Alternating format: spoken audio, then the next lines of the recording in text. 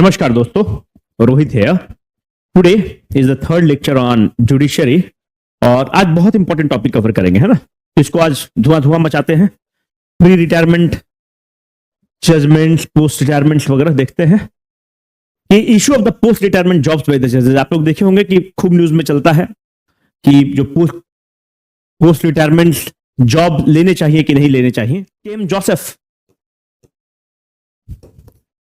अब देखो चंद्रचूड़ फैन सब गरिया रहा होगा। चंद्रचूड़ का ऐसे नाम नहीं लिख रहे थे कि मोदी जी चले गए थे तो थोड़ा सा उनका छवि धूमिल हुआ था, उसका अलग तर्क है। वो उनको एकदम अलाउ है, ऐसा थोड़ी कि प्राइम मिनिस्टर के नहीं जाएंगे इनके पास, है ना। तो जस्टिस चंद्रचूड़ अगर आप मानते हैं तो आप जो भी अपना लिस्ट देख लीजिएगा, तो आपको नहीं लगता है कि ये जो व्यक्ति लोग हैं they have a very clean image? Don't you think that these are the people with high और इम्पेकेबल ट्रैक रिकॉर्ड? इसे वर्ड ही इस्तेमाल करना है ना। These are the people with the impeccable track record. The 60 or 65 years of public life is unblemished with the slightest tinge of the financial irregularities. एक line नहीं है, काजल की कोठी पर चढ़ना चढ़कर पार उतरना, काजल की कोठी पर चढ़ना चढ़कर पार उतरना बड़ा कठिन है, निष्कलंक रहकर ये सब कुछ करना। आपको नहीं लगता कि ये सब वो जज हैं जो काजल की कोठी पर चढ़े और जस की तस धर दिन ही चदरिया? तो आपको नहीं लगता कि ऐसे व्यक्ति जिस पद पर जाएंगे, whether they hold the post of NCLAT, whether they hold the post of Lokpal, whether they hold the post of NGT, ईमानदारी की धमस, ईमानदारी की खुशबू जहां जिस पद पर जाएंगे वहां पर वो बिखरेंगे। आपको ऐसा नहीं लगता है क्या? ऐसा होगा। तो अगर आप ऐसे व्यक्ति को कहेंगे कि नहीं आप पोस्ट रिटायरमेंट जॉब मत लीजिए, तो यह राष्ट्र हित में नहीं है, because the people like them are the asset to the country. अब जो गरियाता है उसका बात सुनो कि नहीं, एकदम नहीं, इन लोगों को मिलना चाहिए पोस्ट रिटायरमेंट जजमेंट, इनको पोस्ट रिटायरमेंट जॉब्स इनको नहीं लेना चाहिए। बाकी सब जगह तो 60 साल है, इन लोगों को तो 65 साल तक नौकरी मिल रहा है। अब क्या जान लीजिएगा। तो अब इनके भी हम तर्क को सुन लेते हैं।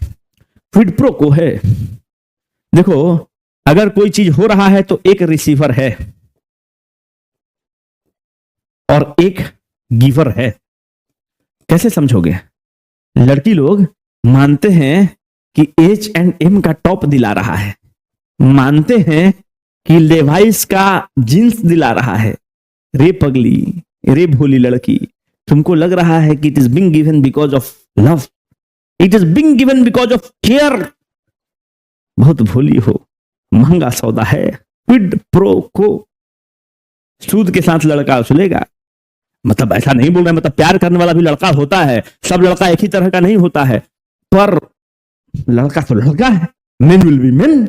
नहीं लेना है रे पागल, कभी नहीं, कदापि नहीं। It is not because of love, it is not because of affection, it is not because of प्यार, it is not out of 14 February, it is not.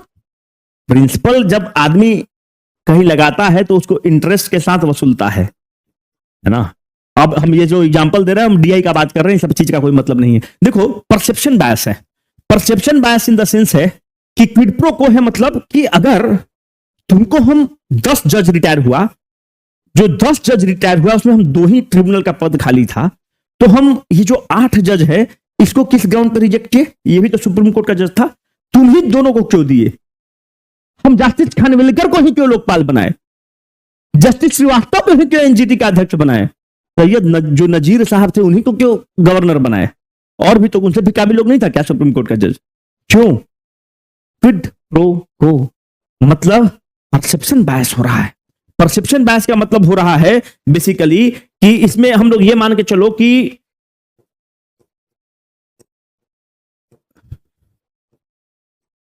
अब देखो इसमें पता नहीं एग्जांपल देना कहां तक सही है कि नहीं। जैसे कुछ लोग कहता है कि नजीर को राम मंदिर के लिए बनाया गया, गोगोई को रफाल तफाल वगैरह में फेवरेबल जजमेंट दिए उसके लिए बनाया गया। अब इसमें क्या सत्य है कोई नहीं जानता, हो सकता है तथ्यों पर दिया गया हो। तो कहने का मतलब है कि भाई एक परसेप्शन का बायसनेस होता है। लोग बोलता है कि देखिए तो रफाल में फेवरेबल जजमेंट दिया था इसलिए गोगोइया को राज्यसभा भेज दिया, और लोगों को क्यों नहीं भेजा? तो हम ये नहीं कह रहे हैं कि उन मेरिट पर नहीं गए हैं, पर यही क्यों गए हैं, ये एक इंपॉर्टेंट क्वेश्चन बनता है। तो ये परसेप्शन का बायस क्रिएट करता है, और जैसे परसेप्शन का बायस क्रिएट होगा this will erode the trust of the public in the institution. Judiciary का इमेज चला जाएगा। अरे रफाल में जजमेंट दिया था इसीलिए तो उसको देखो भाई, राम मंदिर पे नजीर मुसलमान होके फेवरेबल जजमेंट दिया था इसलिए उसको गवर्नर बना दिया। This will erode the trust of the people in the judiciary and that is a loss which no authority can reimburse upon. उस पर कोई मतलब उसका जो हर्जाना है कोई नहीं भर सकता है उसका। Once the trust of the public in the institution decays, once the trust of the people in the institution which governs them dies, the democracy will collapse. The democracy will collapse just like the stacks of the cards. Card जैसे ताश के पत्तों की तरफ बिखर जाएगा democracy, लोकतंत्र। तो कहने का मतलब है कि erosion of the public trust हो जाएगा। तो आप बोलेंगे कि सर जो erosion of the public trust हो रहा है तो हम कैसे आपकी बात मान ले? एक केस है, इसको जरूर लिखना। शंकर चंद हिम्मत लाल, जरूर लिखना बाबू, है ना, बाकी लोग नहीं लिखेगा। स्टेट केस 1977, इसी किताब से तुमको हम दे रहे हैं, इसी किताब से दे रहे हैं ना। तो इंपॉर्टेंट ये है कि शंकर चंद हिम्मत लाल स्टेट केस में सुप्रीम कोर्ट कैटेगोरिकली ऑब्जर्व करता है, supreme court observes that post retirement jobs Erode the trust of the people in the institution.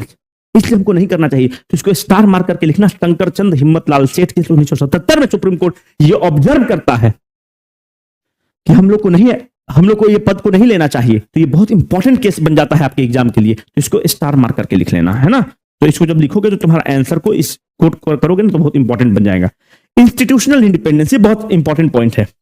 तुम देखो, जब तुमको हम नेशनल जुडिशियल अपॉइंटमेंट कमेटी पढ़ा रहे थे, याद है नेशनल जुडिशियल अपॉइंटमेंट कमेटी, जिसको तुम फोर्थ जज केस भी बोलते हो, तो इसमें तुमको याद है हम बोले कि भाई जो जुडिशियरी में जो अपॉइंटमेंट होता है उसमें क्या होता है? बेसिकली जुडिशियरी में अपॉइंटमेंट, जज विल अपॉइंट द जज। जज, भारत एक अकेला देश है जहां पे जज को नियुक्त करता है। कॉलेजियम क्या है? 1+4, एक chief justice of India, 4 senior most जज रहेगा।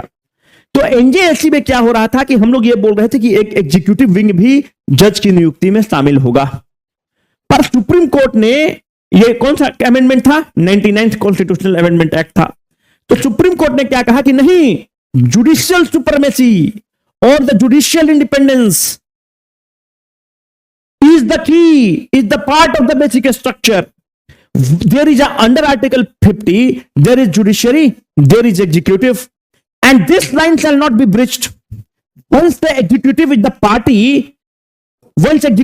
party in the appointment of the judiciary, it is an assault on the judicial supremacy. It is nothing but it will compromise the judicial independence.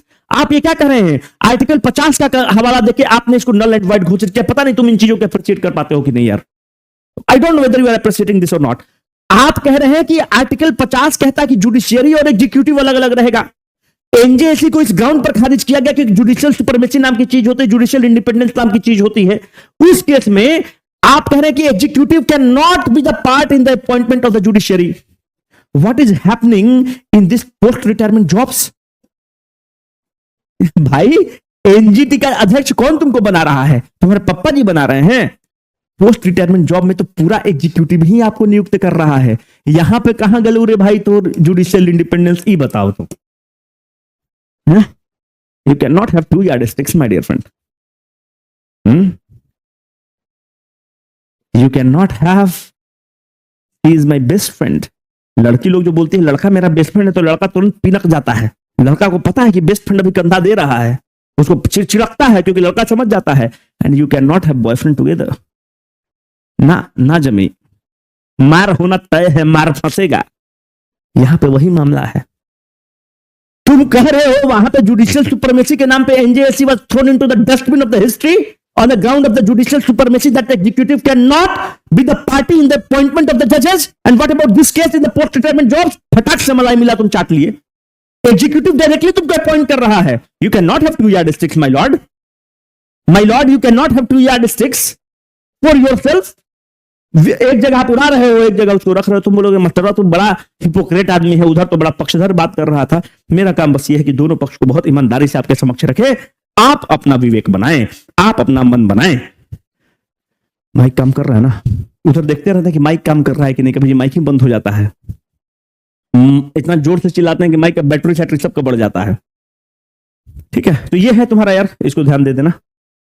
तो institutional independence के लिए बहुत जरूरी है कि post retirement jobs नहीं हो।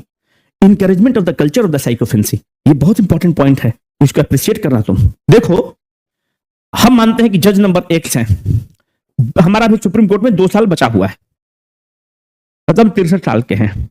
एक अभी जज वाई हैं, आज रिटायर हुए हैं, और ऐसा जुडिशियल सर्कल में कहा जा रहा है कि जज साहब जो है वो प्रो गवर्नमेंट जजमेंट देते हैं।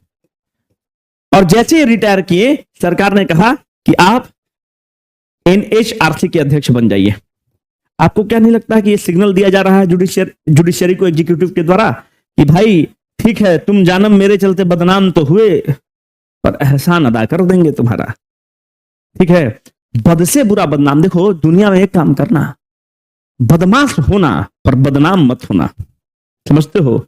बद से बुरा बदनाम, प्यार करना पर बदनाम मत हो जाना। कुछ बहुरहमन को देखना, encouragement of the culture of the sycophancy, है ना? तो आपको नहीं लगता सॉरी, कि इनको सिग्नल दिया जा रहा है कि देखो, ये प्रो गवर्नमेंट जजमेंट देते थे तो इनको एनएचआरसी का अध्यक्ष बना दिए, एनजीटी वाला पद खाली है, 2 साल बाद वो पद खाली होगा, जब तुम रिटायर करोगे तो तुमको बैठा देंगे। तो तुम क्या करोगे? 2 साल चमचाई करोगे। 2 साल क्या करोगे? सर, यू विल नॉट रब the wrong side of the government, सरकार के पक्षधर रहोगे, सरकार के पक्ष में निर्णय दोगे।